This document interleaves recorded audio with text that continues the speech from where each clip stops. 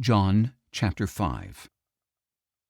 Some time later there was a feast of the Jews, and Jesus went up to Jerusalem. Now there is in Jerusalem, near the sheep gate, a pool with 5 covered colonnades, which in Hebrew is called Bethesda. On these walkways lay a great number of the sick, the blind, the lame, and the paralyzed. One man there had been an invalid for 38 years. When Jesus saw him lying there and realized that he had spent a long time in this condition, he asked him, "Do you want to get well?" "Sir," the invalid replied, "I have no one to help me into the pool when the water is stirred. While I am on my way, someone else goes in before me." Then Jesus told him, "Get up, pick up your mat, and walk." Immediately the man was made well, and he picked up his mat and began to walk.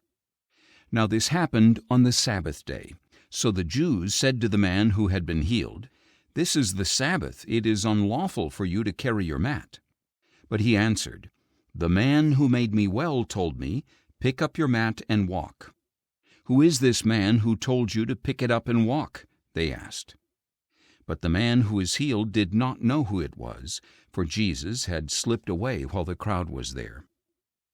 Afterward, Jesus found the man at the temple and said to him, "See, you have been made well. Stop sinning, or something worse may happen to you." And the man went away and told the Jews that it was Jesus who had made him well. Now because Jesus was doing these things on the Sabbath, the Jews began to persecute him. But Jesus answered them, "To this very day my Father is at his work, and I too am working." Because of this, the Jews tried all the harder to kill him. Not only was he breaking the Sabbath, but he was even calling God his own Father, making himself equal with God. So Jesus replied, "Truly, truly, I tell you, the Son can do nothing by himself unless he sees the Father doing it. For whatever the Father does, the Son also does. The Father loves the Son and shows him all he does. And to your amazement, he will show him even greater works than these. For just as the Father raises the dead and gives them life, so also the Son gives life to whom he wishes. Furthermore, the Father judges no one, but has assigned all judgment to the Son, so that all may honor the Son just as they honor the Father. Whoever does not honor the Son does not honor the Father who sent him. Truly, truly, I tell you, whoever hears my word and believes him who sent me has eternal life and will not come under judgment. Indeed, he has crossed over from death to life. Truly, truly, I tell you, the hour is coming and has now come when the dead will hear the voice of the Son of God, and those who hear will live. For as the Father has life in himself, so also he has granted the Son to have life in himself. And he has given him authority to execute judgment, because he is the Son of Man. Do not be amazed at this, for the hour is coming when all who are in their graves will hear his voice, and come out, those who have done good to the resurrection of life, and those who have done evil to the resurrection of judgment. I can do nothing by myself. I judge only as I hear, and my judgment is just because I do not seek my own will, but the will of him who sent me. If I testify about myself, my testimony is not valid. There is another who testifies about me, and I know that his testimony about me is valid. You have sent to John, and he has testified to the truth.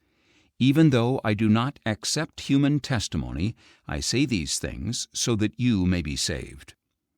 John was a lamp that burned and gave light, and you were willing for a season to bask in his light. But I have testimony more substantial than that of John, for the works that the Father has given me to accomplish, the very works I am doing, testify about me that the Father has sent me. And the Father who sent me has himself testified about me.